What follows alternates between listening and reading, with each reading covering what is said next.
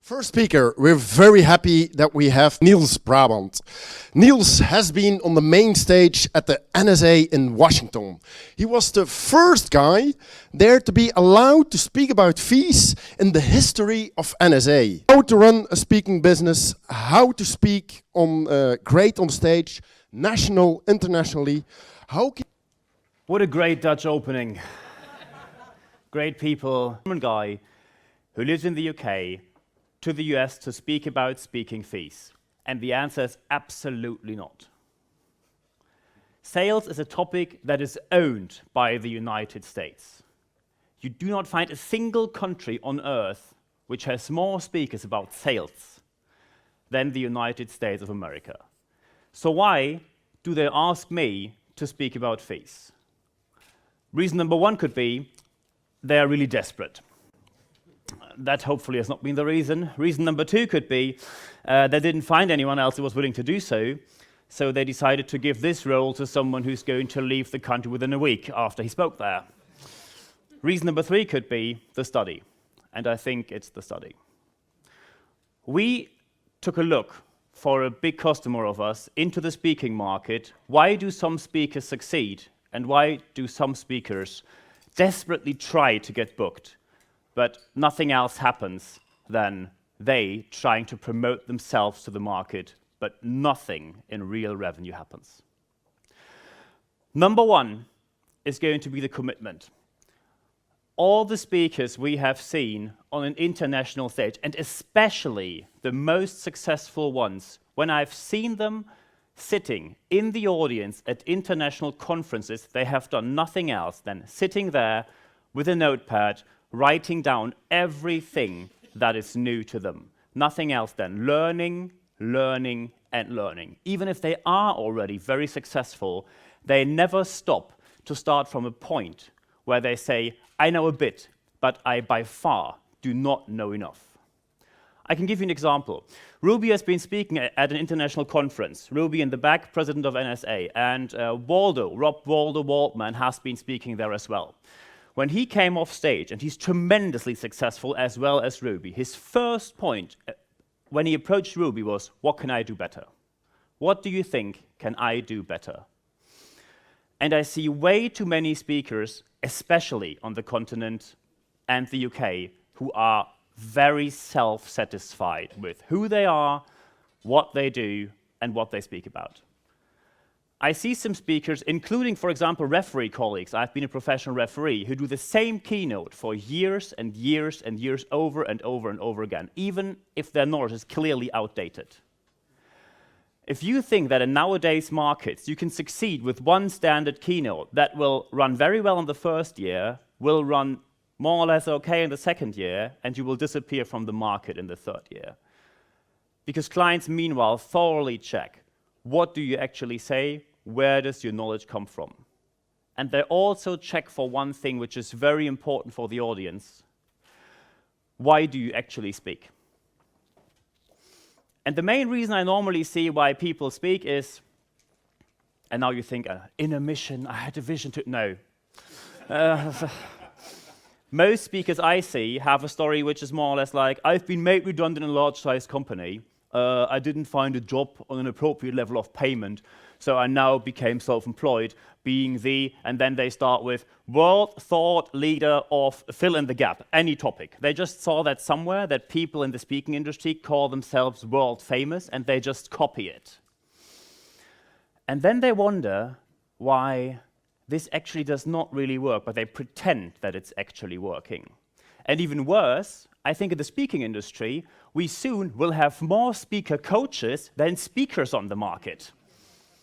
The same happened to the coaching industry, especially, for example, in Germany, where just a very well-known training magazine published that at the moment they could not recommend any coach anymore because they all pretend to be the greatest people on earth. And this is based on one thing, entitlement.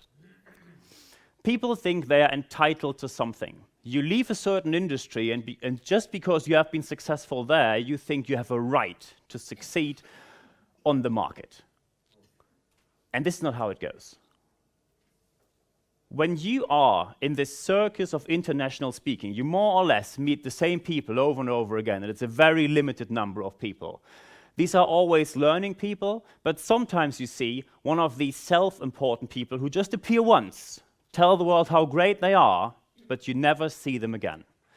Often they decide then to sell to other speakers because speakers are really bad in background checking where they actually buy. When you buy something, please check if someone really appeared on the market and has been really successful as a speaker, because this is the only way how to learn from them.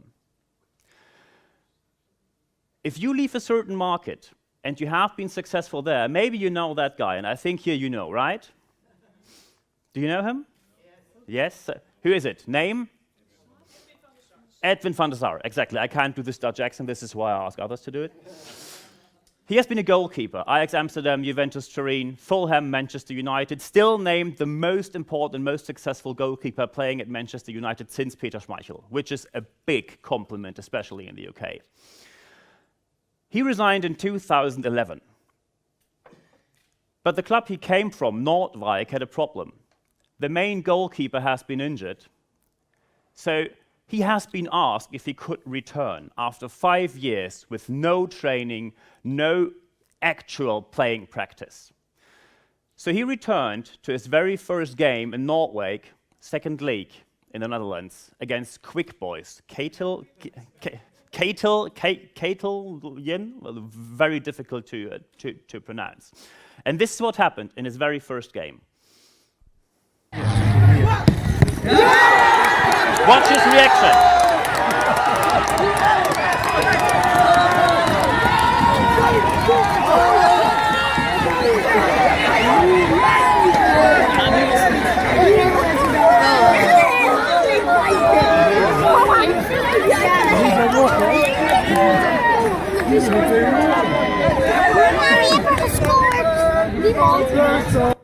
What you have seen here is absolute professionalism and no attitude at all.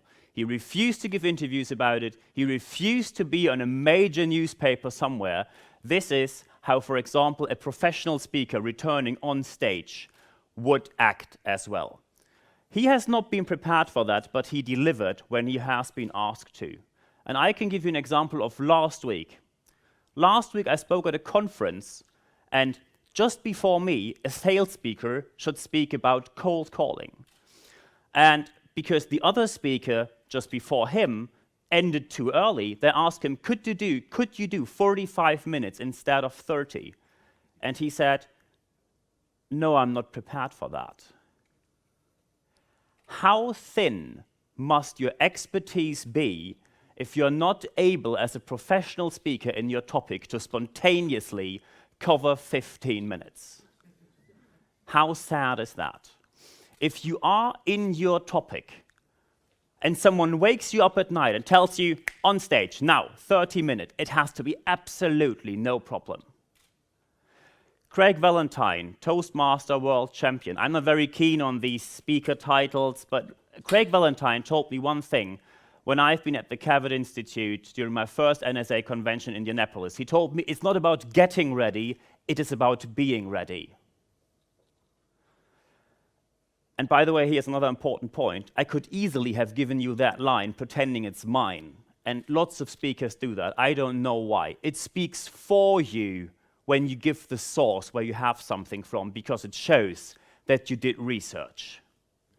So do your research, credit the sources where you have something from, but when you have a certain topic and you found your topic where you want to speak about, you must be able to deliver in every format at every point of time people ask you.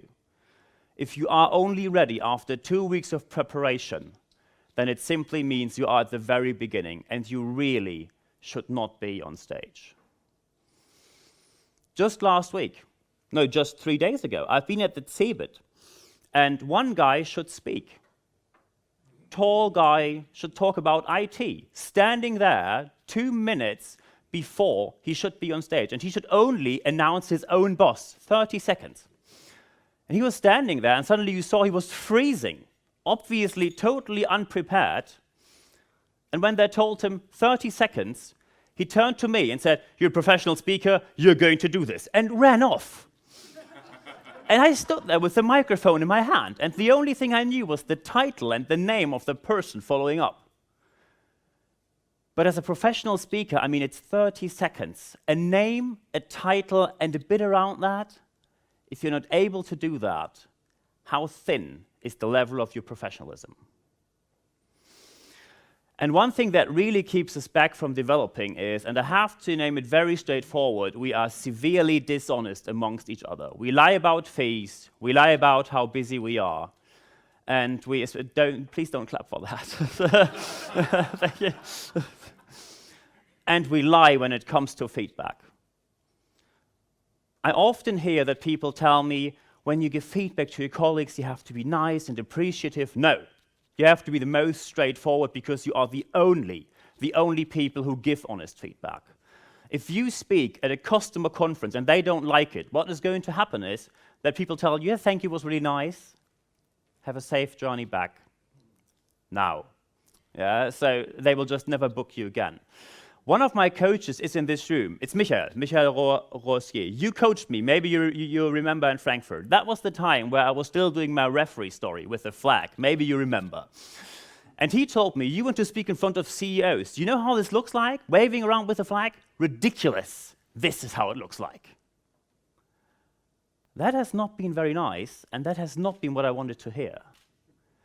When I had a coaching in the UK, when I just moved there, one coach, Nigel Risner, after a full day of coaching, told me, "Congratulations, Niels, you went from D to B minus." That is nothing that makes you happy, and you go home really frustrated. But that makes you work on your material. You need dead, honest feedback, and you need to be able to handle that. So be sure that you join a group of peers who give you dead, honest feedback, and be ready for the fact that it's not going to be very nice, especially at the beginning. So actually, when you go to a very strong expertise, it always means that you have to make a very clear point. And I still talk to speakers who tell me, "I've been at a conference and they all loved me. They all loved me, 100% loved me. They all think I'm great, I'm awesome." Could you tell me any successful person in speaking, in acting, in politics, in football, in whatever, where 100% of the people say, "I love you"? Just one person, they don't exist. If 100% of the people love you, it simply means you don't have a point. It simply means, and some people tell me, "Yeah, we call it passive aggressive." Yeah, and I call you have no opinion. So that's maybe a bit German, but still, when you have a very clear point, there will be people in the room who at the end say, "That wasn't really my thing." And as long as you don't have anyone who says, "I don't like this person," your point of view is still too weak. When you talk about sales, you will have a certain point of view that people like or dislike. When you talk about cold calling, there will be people in the room who dislike you standing in front of them, telling them that cold calling actually is fun, which in my opinion is not. But that's a different topic. But you have people in the room who will not like you. I will give you an example from NSA main stage, that is something I said on stage in front of 1,800 American people. Let's imagine you have someone on the newspaper talking about him or herself over and over again. Do you think this is working? Probably not. You have someone on the radio speaking about him or herself, telling, "I'm great, I'm awesome, I'm the best in the world." Do you think this is working? Let's just imagine you have someone on like national TV standing behind a speaker podium or something, telling the nation, "I can do that because I'm really rich." Is this working? Hopefully not. I was waiting for that line for 4 weeks, believe me. Directly after the conference, I received 2 5 pages long, extremely angry emails from people how I could dare to criticize the best presidential candidate the United States have seen in history because he is going to make America great again. I can just tell you one thing. Germans are known for being generally not funny. Now we have Donald Trump, and I have comedy material. When we have someone, wait. When we have someone who makes it extremely easy, even for Germans to be funny, the world is at risk. The world is at risk. That is a very clear point, a very, very important hint for new speakers here. Never bring politics on stage when they don't ask you for it. But still, at that point, for me, it was important to make a very clear statement. And I knew. And still, this video is online, and I keep on getting messages, and by the way, always anonymous messages, from like roaring sheep at GMX or whatever, and then they tell me, build the big wall. No. Make a very clear point, and it means that you're going to lose 5 or 10% of the audience. If you have, for example, Jeffrey Gitomer, worldwide famous sales speaker, or you have Larry Ringett. Larry Ringett I've seen live in Orlando during an American conference, and I think 1/3 complained about him, and 2/3 said, finally someone says it, that it's our fault why we don't develop. You will never have a world-known speaker in a network of people where anyone says, I like this person. Next important point, network. You see, we are here at a conference. Please connect to the people. Especially when you want to speak in the United Kingdom, network is more important than your actual qualification. In Germany, how we find speakers, it normally goes like that. Qualification check, qualification check, qualification check, then they book you, or not. In the UK, it goes like that. They meet you, they hopefully like you. This is where 80% of the Germans normally drop out.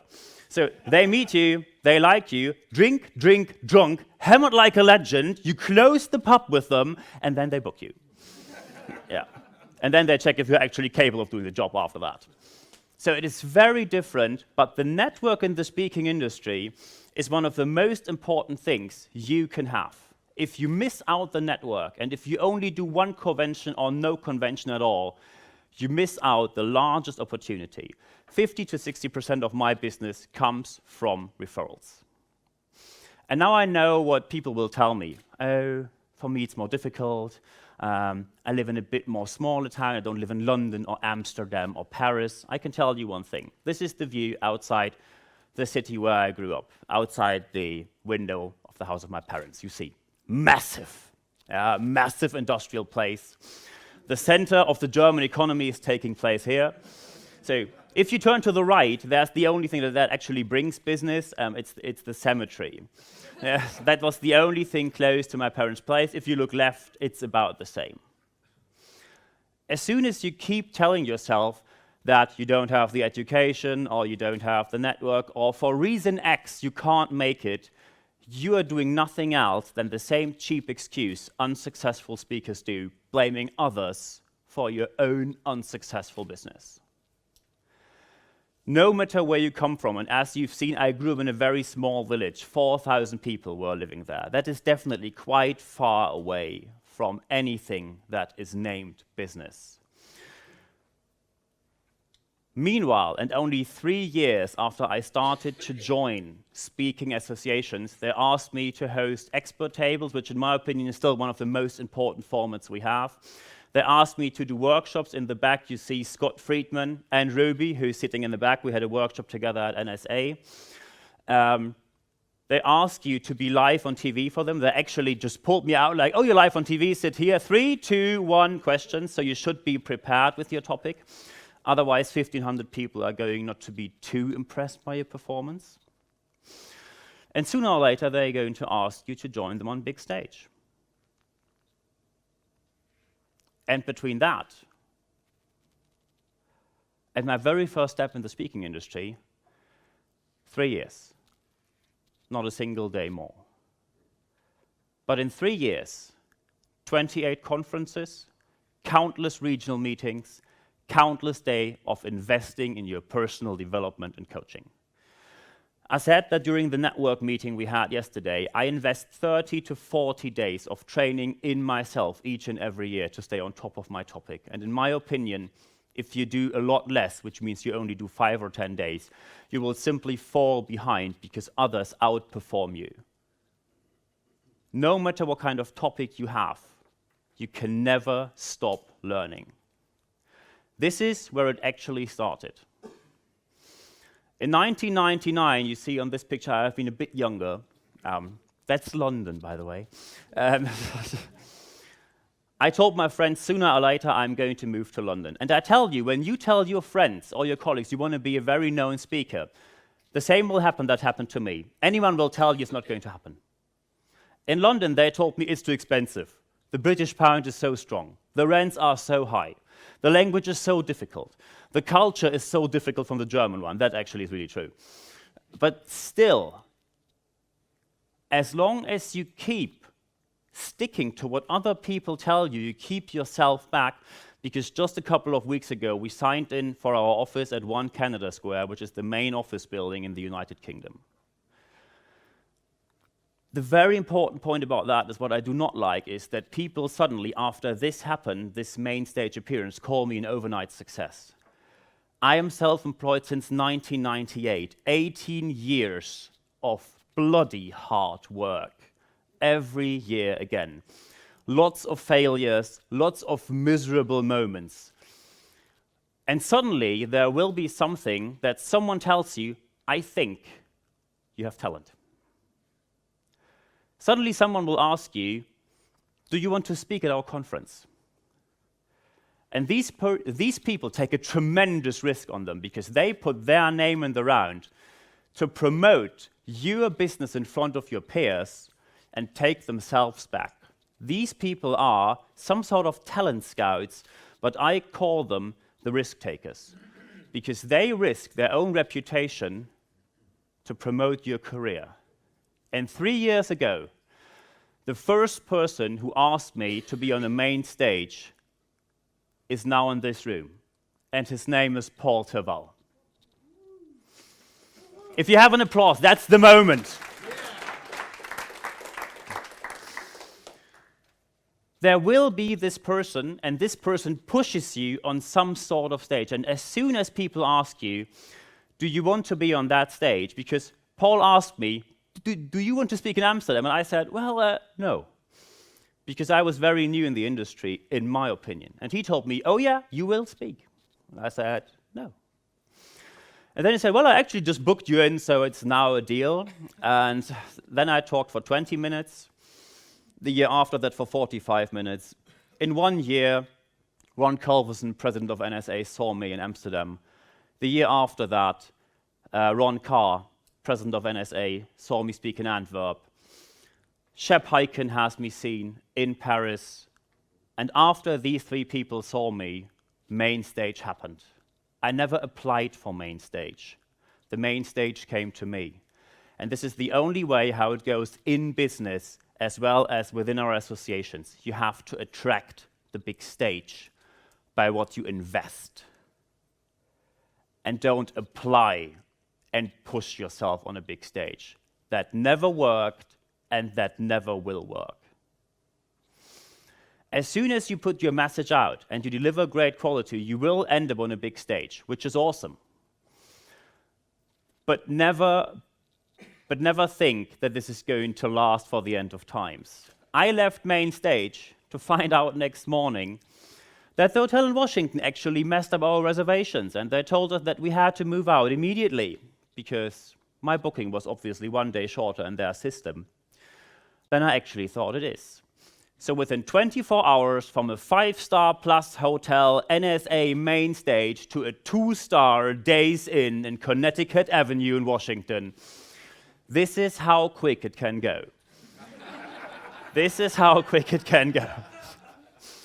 And when you see, I still have all my laundry there, so we really had to move out from 1 minute to the next, and then you just unwrap all the laundry, what you still have from the hotel, finding this. And that is what I mean when you're out, and when I'm somewhere, I always have this book with me, Field Notes, normally used by the US Army. Everything that happens to me, I put down here, because we know when you're on stage, you need great stories. And anytime people tell me, nothing happens to me, I don't have stories, you just go through life blindfolded, and you don't realize what actually happens to you. You need to leave your office to get the stories you need to be on stage. I'm a member of Soho Theatre in London. I'm a member of the Phoenix Artists Club. I'm a member of Ronnie Scott's, which is a jazz club. These are all things that have nothing to do with speaking directly, but lots of great stories happen to me when I'm there. Very important point. Inspiration is never going to hit you behind your desk. But that is what most speakers try to do. Minimum effort, minimum investment, asking for big fees. It's not going to happen. And when they invest, what they do is they start to buy website appearances, and they start to buy something like memberships at some speaking clubs or whatever, how all these marketing things are called. And there's a rising number of people making business with speakers, taking their money and not giving anything back, or not anything of quality, because they know that speakers have one thing that is very dangerous. When there's only one very important advice I can give you of the last 18 years in business: personality promotes, but ego eliminates your business. Personality promotes, and ego eliminates your business. I spent countless money on buying myself on websites, into magazines, gave it to PR agents who didn't give anything back. It's nothing else than ego, nothing else than ego. And you need colleagues who tell you that your ego is simply too big, and your ego is too big in your business. Katja is smiling at the moment because she has been the person who told me, Niels, the way you're going is just way too ego-driven, and that was exactly the right kick in the butt I needed at that very moment. Speak up, because if you do not speak up, history has shown us that no one is going to change. It is our task to change people, to change organizations, to change their behavior. Connect, because this industry is the only industry which is incredibly warm and welcoming, and where they are all sharing their knowledge. Look into any other industry on this planet, they are all competitors. And we are a bit competitors, but first, we are all colleagues and friends. Act sustainably, which means do not put your ego first, but your personality. And the very first thing you really have to do, and that is my most important advice for you, and it can be brought into two very simple words: what you have to do first as soon as you see that your business takes off. Give back. Thank you very much.